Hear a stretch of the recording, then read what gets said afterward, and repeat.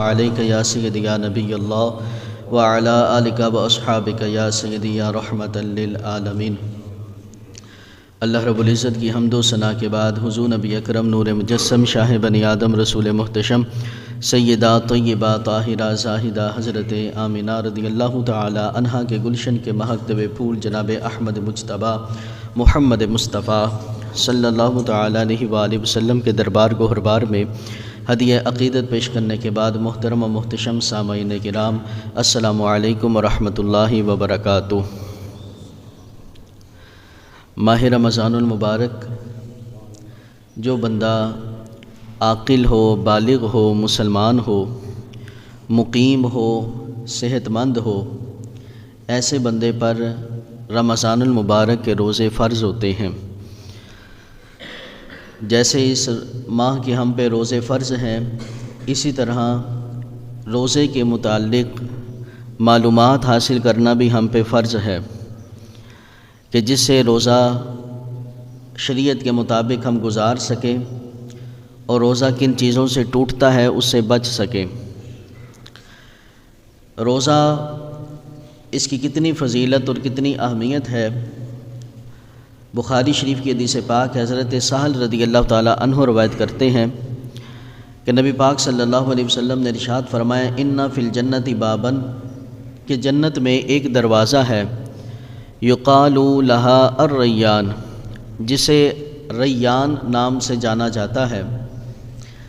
اس دروازے کی خاصیت یہ ہے کہ یدخل منہ الصائمون یوم القیامت، قیامت کے دن اس دروازے سے صرف وہی لوگ گزریں گے جو روزہ دار ہوں گے۔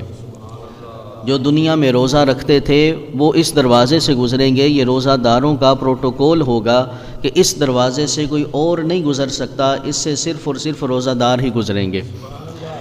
اور جب روزہ دار گزر جائیں گے اس دروازے سے تو اس دروازے کو بند کر دیا جائے گا کہ روزہ داروں کے علاوہ کوئی جنتی بھی یہاں سے نہیں گزر سکتا، اور کوئی عمل کر کے جو جنت حاصل کر چکا وہ بھی اس دروازے سے گزر نہیں سکتا۔ اس دروازے سے صرف روزہ دار ہی گزریں گے۔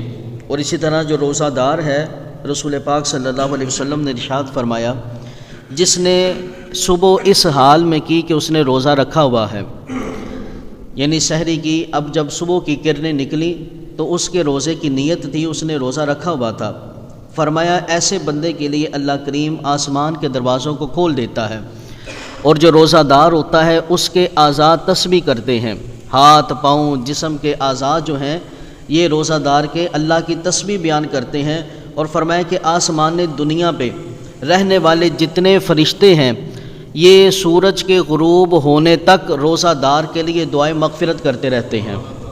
اور آسمان دنیا جو ہمیں آسمان نظر آتا ہے، اس آسمان پہ کتنے فرشتے رہتے ہیں؟ روایت میں آتا ہے کہ دنیا کے اندر انسان اور جتنی تعداد جنوں کی ہے، انسان اور جنوں کی جتنی تعداد ہے اس سے دگنی تعداد آسمان دنیا کے فرشتوں کی ہے، اور انسانوں کی جتنی تعداد ہے اس سے 10 گنا زیادہ تعداد جنات کی ہے۔ آپ سوچیں کہ دنیا کے اندر کتنے انسان ہیں، مثال کے طور پہ اگر 1 ارب انسان رہتے ہیں دنیا میں تو 10 ارب جنات یہاں پہ رہتے ہیں۔ اگر 10 ارب اور 1 ارب وہ، اس سے دگنی تعداد آسمان دنیا کے فرشتوں کی ہے۔ وہ سارے فرشتے صبح صادق سے لے کر غروب آفتاب تک کرتے کیا ہے؟ وہ صرف رمضان المبارک میں روزہ داروں کے لیے مغفرت کی دعا کرتے رہتے ہیں۔ اسی طرح رسول پاک صلی اللہ علیہ وسلم نے ارشاد فرمایا کہ جب روزہ دار 2 رکعت پڑھتا ہے، اس کی یہ 2 رکعتیں آسمانوں میں اس کے لیے نور بن جاتی ہیں، اور جنت کی حوروں میں جو سب سے خوبصورت حور ہے، حور عین، موٹی موٹی آنکھوں والی، وہ اللہ کی بارگاہ میں عرض کرتی ہے کہ مالک میں اپنے اس شوہر کے دیدار کی مشتاق ہوں، مجھے اس سے ملوا۔ اور حضور علیہ السلام نے ارشاد فرمایا جو روزے کی حالت میں لا الہ الا اللہ یا سبحان اللہ یا اللہ اکبر اللہ کا ذکر کرتے ہوئے کوئی بھی ورد وہ پڑھتا ہے، فرمایا 70,000 فرشتے خاص اس بندے کے لیے دعائیں مغفرت کرتے رہتے ہیں۔ کہ روزہ کتنی بڑی عبادت ہے، روزہ کتنی بڑی اللہ کی بارگاہ میں ایک بندگی ہے، روزہ رکھنے والا اللہ کی بارگاہ میں کس قدر انعام کا مستحق ہوتا ہے۔ تو لہٰذا ضروری ہے کہ ہمیں روزے کے بارے میں معلوم ہونا چاہیے کہ روزہ کس طرح رکھنا چاہیے، کن چیزوں سے بچنا چاہیے۔ پہلی چیز روزے کی نیت۔ ہر عمل، فرمایا کہ نیت المؤمن خیر من عملہ، فرمایا کہ نیت مومن کے عمل سے بہتر ہے۔ فرمایا نیت، یہ عملوں کا دار و مدار نیتوں کے اوپر ہوتا ہے۔ اب جو بڑی توجہ سے یہ مسئلہ سنیے گا، جو فرض روزے ہوں، جو نفل روزے ہوں، یا ایسی منت کا روزہ ہو جو خاص دن کے لیے مانی گئی ہو۔ مثال کے طور پہ اگر کسی نے یہ کہا کہ میں ماہ محرم کی فلاں تاریخ کو روزہ رکھوں گا، اللہ کی بارگاہ میں منت مانگی، فلاں دن کی فلاں تاریخ کا روزہ رکھوں گا، یہ ہے کہ معین اور مخصوص دن کی منت مانگنا۔ یہ تین قسم کے جو روزے ہیں، ان کی نیت کا وقت غروب آفتاب سے لے کر زوال آفتاب تک ہوتا ہے۔ نصف النہار، دہوہ کبریٰ۔ اب زوال کے وقت کے بارے میں بھی ہمارے ہاں بڑی غلط فہمی پائی جاتی ہے۔ لوگ سمجھتے ہیں کہ 12 بجے کے بعد زوال کا وقت ہے یا 12 بجے زوال کا وقت ہے۔ ایسی بات ہرگز نہیں ہوتی، بلکہ جیسے صبح اور شام کے وقت آگے پیچھے ہوتے رہتے ہیں، اسی طرح زوال کا وقت بھی آگے پیچھے ہوتا رہتا ہے۔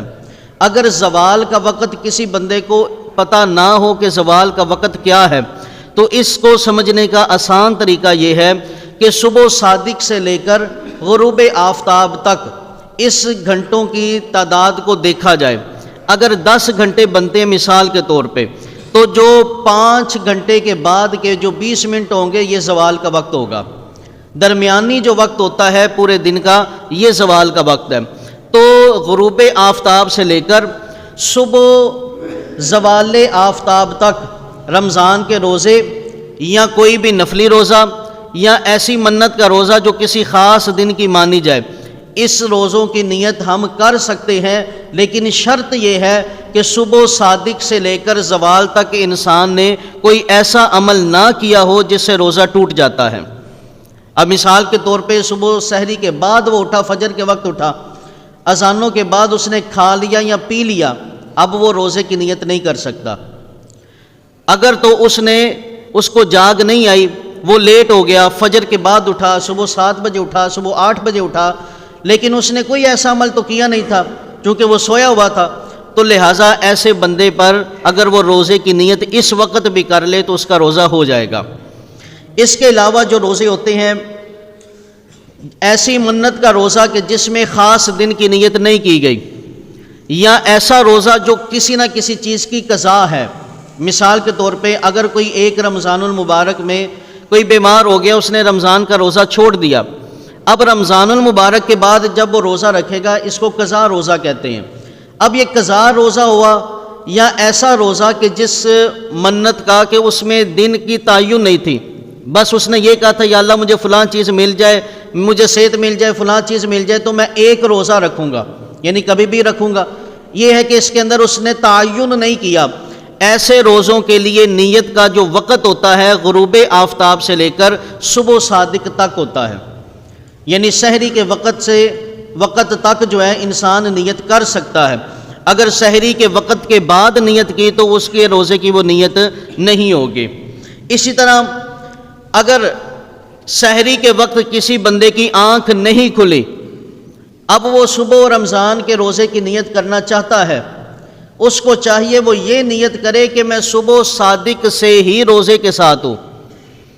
اب کوئی بندہ صبح 8 بجے اٹھا، اس نے یہ نیت کر لی کہ یا اللہ میں اب سے روزے سے ہوں، تو پھر اس کا روزہ نہیں ہوگا۔ یہ نیت کرنی ہوگی کہ میں صبح سحری کے وقت سے روزے کے ساتھ ہوں، میں تب سے ہی روزے کی نیت کرتا ہوں، پھر اس کا روزہ مکمل ہوگا۔ اسی طرح سحری اس کے بارے میں بھی بڑے مسائل دیکھنے میں آتے ہیں۔ پہلی چیز تو یہ کہ سحری سنت ہے۔ رسول پاک صلی اللہ علیہ وآلہ وسلم نے ارشاد فرمایا، حضرت انس بن مالک رضی اللہ تعالیٰ عنہ روایت کرتے ہیں، قال النبی صلی اللہ علیہ وآلہ وسلم تسحروا فإن فی السحور برکۃ، فرمایا صحابہ سن لو، سحری کیا کرو، سحری کیا کرو، کیونکہ اللہ نے سحری کے اندر برکت کو رکھ دیا ہے، برکت کو رکھ دیا۔ اور سحری کے اندر بالخصوص کھجور کھانا سنت ہے۔ جو بندہ کھجور کے ساتھ سحری کرتا ہے وہ دو سنتوں پہ عمل کر رہا ہے. ایک تو وہ سحری کھانا بھی سنت ہے اور دوسرا سحری کے وقت کھجور کھانا بھی سنت ہے. تو اگر کوئی اور کھانا بھی کھا لیتا ہے تو سنت ادا ہو جاتی ہے کہ سحری کھانا یہ سنت مبارکہ ہے. اسی طرح افطاری، افطار کے اندر جلدی کرنا یہ بھی سنت ہے.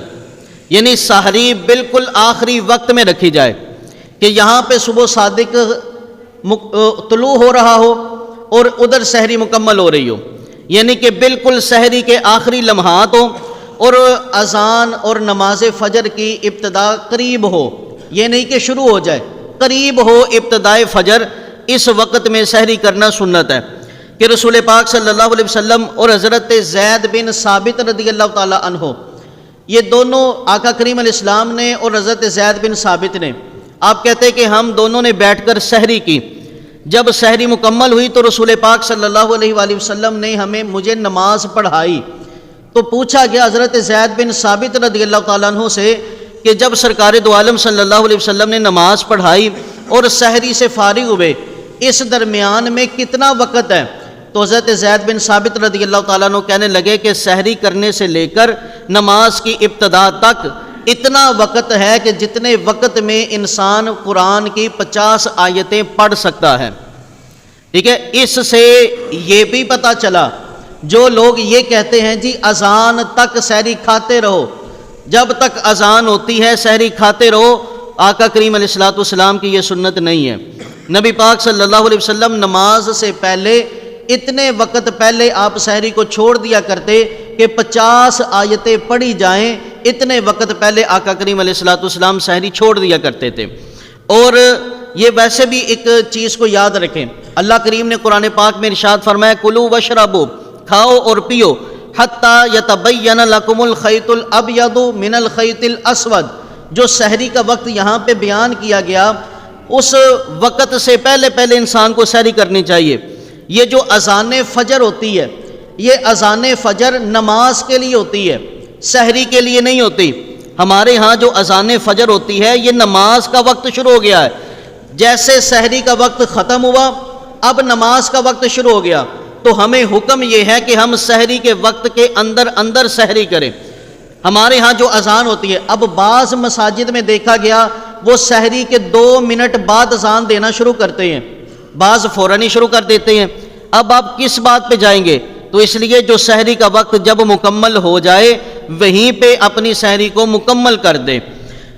ایک حدیث پاک جو لوگ بیان کر کے یہ مسئلہ نکالتے ہیں کہ جناب اذان تک کھاتے رہو، وہ حدیث کون سی بیان کرتے ہیں؟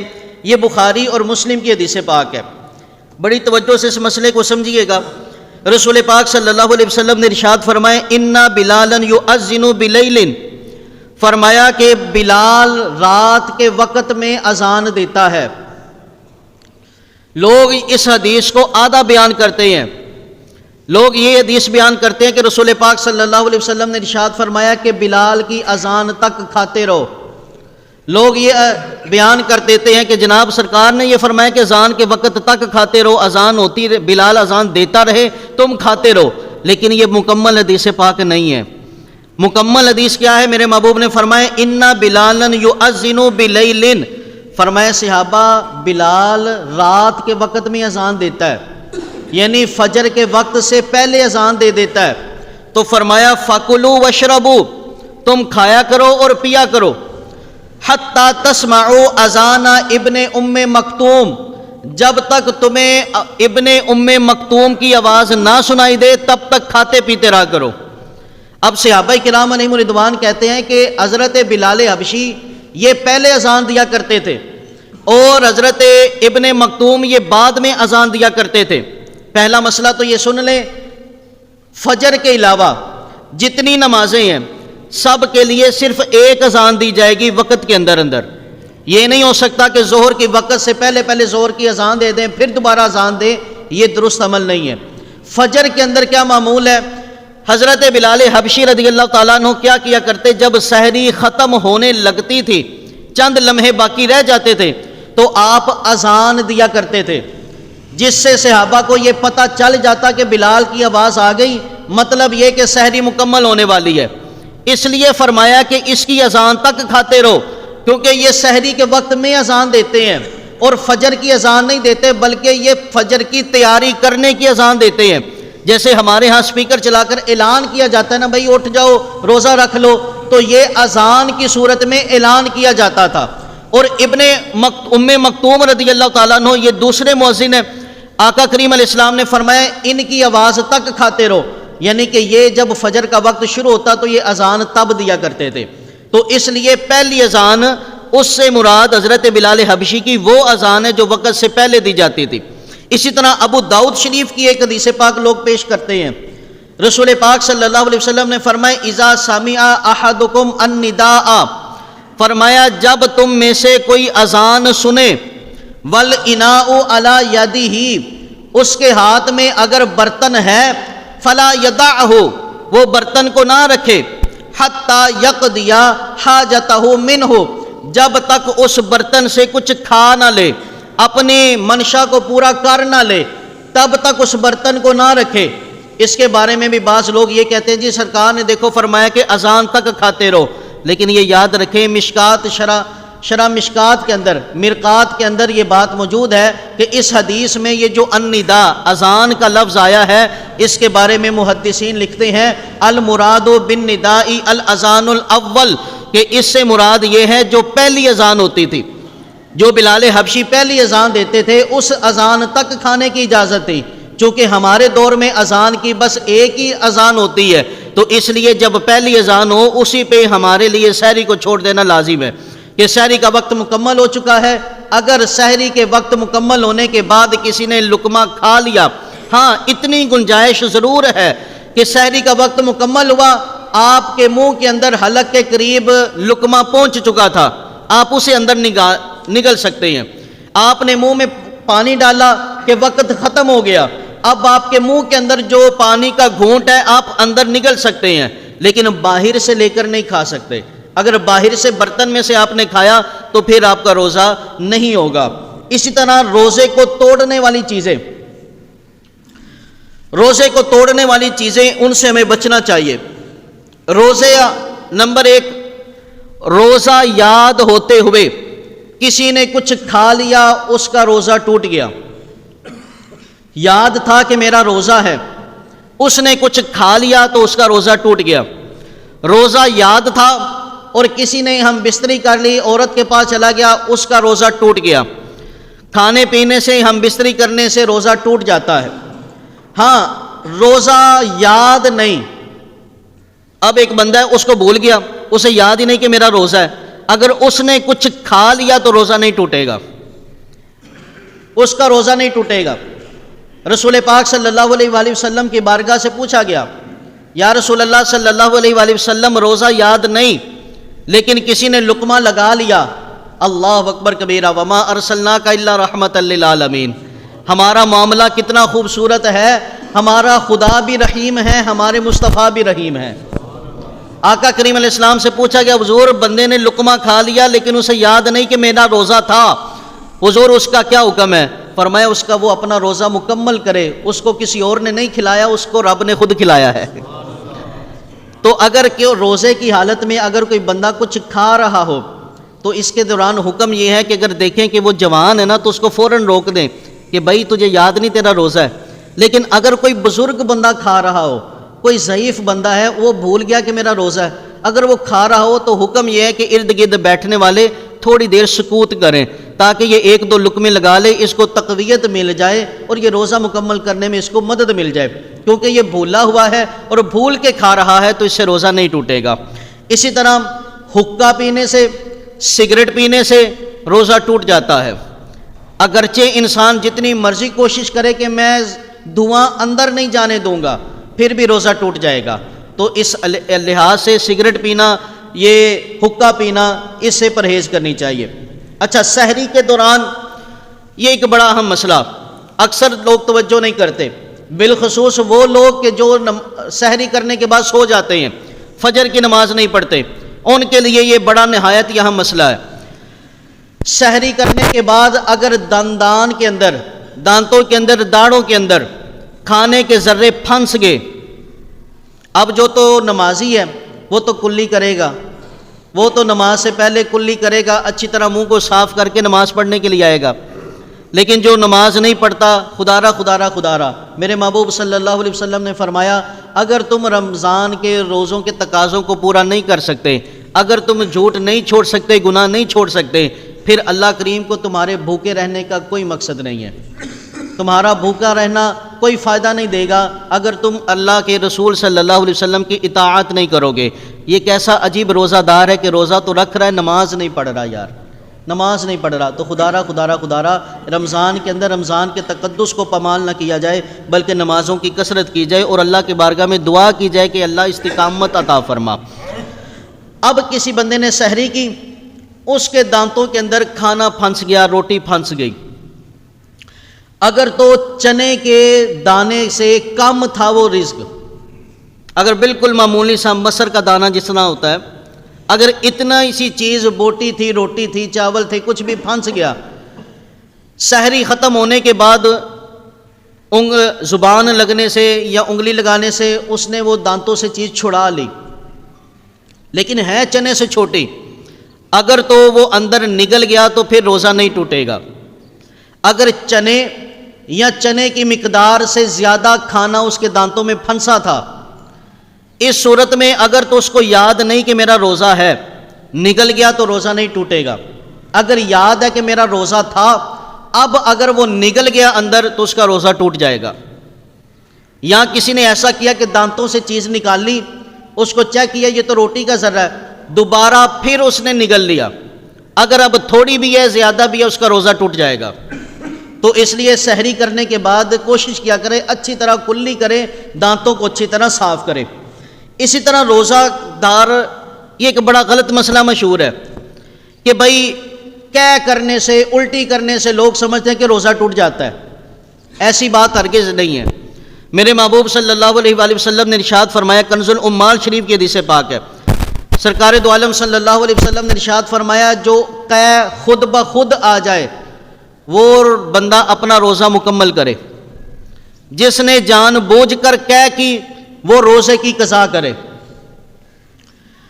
ایک ہوتی ہے قے خود بخود آ گئی، دل خراب ہوا، طبیعت درست نہیں تھی، تو اس صورت کے اندر اگر تھوڑی ہو یا زیادہ ہو، جس حالت میں بھی ہو، منہ بھر کے ہو یا کم ہو، الٹی قے آنے سے روزہ نہیں ٹوٹے گا۔ اگر کسی نے جان بوجھ کر قے کی، حلق میں انگلی ڈالی یا کوئی اور ایسا عمل کیا کہ اس کی وجہ سے اس کو قے آ گئی، تو اس صورت کے اندر اگر تو تھوڑی ہے، منہ بھر کے نہیں، یعنی روکنے سے رک رہی ہے، تو اس صورت میں روزہ نہیں ٹوٹے گا۔ اگر منہ بھر کے ہے یعنی وہ رک نہیں رہی، اس صورت میں اس کا روزہ ٹوٹ جائے گا۔ اگر کسی نے جان بوجھ کر منہ بھر کے قے کر لی تو روزہ ٹوٹ جائے گا، اگر خود بخود تھوڑی قے آئے یا زیادہ آئے روزہ نہیں ٹوٹے گا۔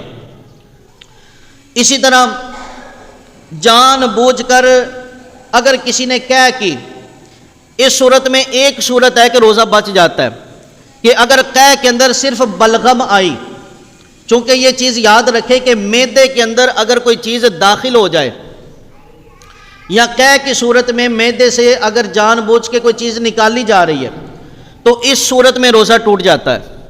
اب چونکہ بلغم جو ہوتی ہے نا، یہ گلے یا رستے کے اندر ہی کہیں جمی ہوئی تھی تو قے کے ذریعے باہر نکل گئی ہے، اگر صرف بلغم ہی آئی تو اس سے روزہ نہیں ٹوٹے گا، اگر کھانا پانی آ گیا تو پھر روزہ ٹوٹے گا۔ اسی طرح غبار، دھواں اگر حلق تک پہنچا، یا کوئی بندہ بائک چلا رہا تھا، اس کا منہ کھلا تھا یا وہ فون پہ بات کر رہا تھا، مکھی اڑ کر اس کے حلق میں چلی گئی، اگر وہ نکالنے کے باوجود بھی نگل گیا تو اس کا روزہ نہیں ٹوٹے گا۔ اگر دھواں تھا، غبار تھا، حتیٰ کہ چکی کے جو آٹا پیسنے والی چکیاں ہوتی ہیں وہاں پہ گندم آٹا اڑ رہا ہوتا ہے، اگر کوئی چکی پیسنے والا بھی اس کے حلق تک اگر وہ دھواں غبار پہنچ رہا ہے تو اس سے بھی روزہ نہیں ٹوٹے گا۔ اگر بتی کا دھواں اگر کسی نے سونگھ لیا تو اس سے روزہ نہیں ٹوٹے گا، لیکن ہاں اگر کسی نے اگر بتی کے قریب جا کر اپنے ناک سے دھواں اندر کی جانب کھینچا، اندر کی جانب سانس زور سے کھینچا کہ وہ دھواں داخل ہو گیا اندر نتنوں کے ذریعے، تو اس سے روزہ ٹوٹ جائے گا، کہ اگر بتی کے قریب جو ہوتے ہیں وہ چھوٹے چھوٹے ذرے ہوتے ہیں جو حلق تک جا پہنچیں گے۔ اسی طرح جسم کے سر پہ یا جسم کے اعضاء پہ تیل لگانے سے روزہ نہیں ٹوٹتا، ٹھیک ہے۔ آنکھ میں سرما لگانے سے روزہ نہیں ٹوٹتا، روزے کی حالت میں آپ آنکھ میں سرما لگا سکتے ہیں۔ سرمے کے علاوہ جو کاجل ہوتی ہے اس کے بارے میں علماء کا اختلاف ہے، اس سے پرہیز کرنی چاہیے۔ جو سرمے کے علاوہ کوئی دارو ہے، کوئی دوائی ہے، کوئی قطرے ہیں، آنکھ میں ڈالنے سے روزہ ٹوٹ جائے گا، لینس لگانے سے روزہ ٹوٹ جائے گا۔ روزے کی حالت میں اگر کسی نے لینس لگائے آنکھوں میں تو روزہ ٹوٹ جائے گا، اس میں کیمیکل ہوتے ہیں جو آنکھوں کے کناروں سے اندر داخل ہو سکتے ہیں۔ اسی طرح کان کے اندر اگر پردہ سلامت ہے، کان کا پردہ سلامت ہے تو اس صورت میں اگر کان کے اندر دوائی ڈالی تو روزہ نہیں ٹوٹے گا۔ نہاتے ہوئے پانی چلا گیا روزہ نہیں ٹوٹے گا۔ اگر کان کا پردہ سلامت نہیں، پانی داخل ہو گیا تو روزہ ٹوٹ جائے گا۔ کان کا پردہ سلامت نہیں، کوئی دوائی ڈالی تو روزہ ٹوٹ جائے گا۔ ناک کے اندر کسی نے دوائی ڈالی اور دوائی ڈال کر اس نے اندر کی جانب کھینچا تو اس سے بھی روزہ ٹوٹ جائے گا، کہ ناک کے ذریعے دوائی حلق تک پہنچ جاتی ہے اور حلق سے معدے تک جا پہنچتی ہے۔ نیند کے اندر اگر احتلام ہو گیا، روزہ رکھا، سحری کی، فجر پڑی، سو گیا، احتلام ہو گیا تو اس صورت میں روزہ نہیں ٹوٹے گا۔ جاگتی حالت میں اگر کوئی اس نے عمل کیا پھر ایسا معاملہ ہوا تو پھر روزہ ٹوٹ جائے گا۔ اب عورت ہے، روزہ اس نے رکھا ہوا، اس کے خاص ایام آ گئے، اس کا روزہ ٹوٹ گیا، لیکن یہ ہے کہ وہ یاد رکھیں عورتوں کے ان ایام میں نمازیں معاف ہوتی ہیں، روزوں کی قضا بعد میں وہ رکھیں گی، روزوں کی قضا کریں گی۔ اسی طرح چکھنا، کھانے کو چکھنا، گھر کے اندر خواتین خدارہ اپنے مزاج میں روزوں کے اندر تھوڑی ٹھنڈک بھی لے کر آئے۔ اگر تو شوہر بد مزاج ہے، نمک زیادہ ہو جائے گا، مارے گا، پیٹے گا، یا ساس اتنی تیز ہے کہ جناب تھوڑے سے مسئلے پہ بہو کے اوپر جناب پوری چڑھائی کر دیتی ہے، ایسی خاتون کے لیے کھانا بناتے ہوئے چکھنے کی اجازت ہے۔ چکھنا اس حد تک ہو کہ وہ کھانے کو زبان کی نکر پہ لگائے گی، جس سے اس کو ذائقہ اتنا محسوس ہو جائے کہ بھئی نمک مرچ ٹھیک ہے کہ نہیں ٹھیک، باقی وہ اندر نہیں نگلے گی، وہیں پہ اس کو تھوک دے گی۔ اسی طرح روزے کی حالت میں انجیکشن لگانا، وہ نبض کے اندر ہو، وہ کسی ناڑ کے اندر ہو، یا وہ کسی گوشت کے ٹکڑے کے اندر ہو، ہر قسم کا انجیکشن لگانا درست ہے، اس سے روزہ نہیں ٹوٹتا۔ روزے کی حالت میں اگر کسی نے خون ٹیسٹ کروانا ہے، اگر اس نے اپنا خون نکلوایا تو اس سے بھی روزہ نہیں ٹوٹے گا۔ اگر کسی نے روزے کی حالت میں کسی کو خون دیا، خون نکال کر بوتل میں کسی کو دیا، ڈونیٹ کیا، تو اس صورت میں بھی روزہ نہیں ٹوٹے گا۔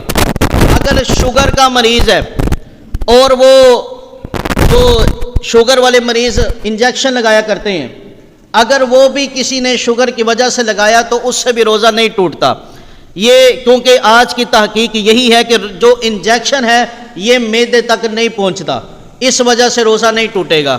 روزے کی حالت میں مسواک کرنا، بعض لوگ اس کو مکروہ سمجھتے ہیں، یہ بالکل مکروہ نہیں ہے بلکہ سنت ہے کہ روزے کی حالت میں مسواک کرنا۔ انشاءاللہ آئندہ جمعۃ المبارک روزہ کس حالت میں قضا، بعض لوگ روزے کو توڑ دیتے ہیں تو بعض صورتوں میں صرف قضا لازم آتی ہے کہ ایک روزہ رکھنا ہوتا ہے، بعض صورتوں میں کفارہ بھی لازم آتا ہے کہ 60 روزے رکھنے پڑتے ہیں یا 60 مسکینوں کو کھانا کھلانا پڑتا ہے۔ اس کی تفصیلات اور زکوٰۃ کے چند مسائل انشاءاللہ آئندہ جمعۃ المبارک میں سماعت کریں گے۔ آپ سے گزارش ہے کہ بر وقت تشریف لائے۔ اللہ ہم سب کو عمل کی توفیق عطا فرمائے۔